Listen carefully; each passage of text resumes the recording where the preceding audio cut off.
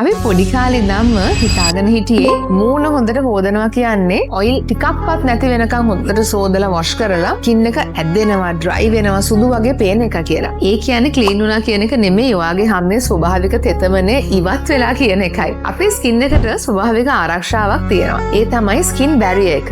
Barrier එක damage වුණොත් dryness, sensitivity, redness, pimples, oil වැඩිවීම වගේ දේවල් වෙන්න පුළුවන්. face wash එකෙන් පස්සේ මොන feeling එකද හොඳ කියලා දැනගන්න ඕන. clean feeling, soft feeling, comfortable feeling. ඒ feeling තුන තිබුණොත් ගොඩක් වෙලාවට වගේ face wash එක වගේ skin එකට ගැලපෙනවා. face wash එකෙන් පස්සේ skin එක ඇද්දෙනවා, tight වෙනවා වගේ නම් product එක වෙනස් කරන්න. මතක තියාගන්න face wash එකේ foam වැඩි කියලා හොඳම එක කියලා නියමයක් නැහැ. ඔයාගේ skin type එකට ගැලපෙන එක තමයි හොඳම face wash එක. face wash එකෙන් පස්සේ ඔයාගේ මූණ tight වෙනවා වගේ දැනෙනවා නම් yes or no කියලා comment කරන්න.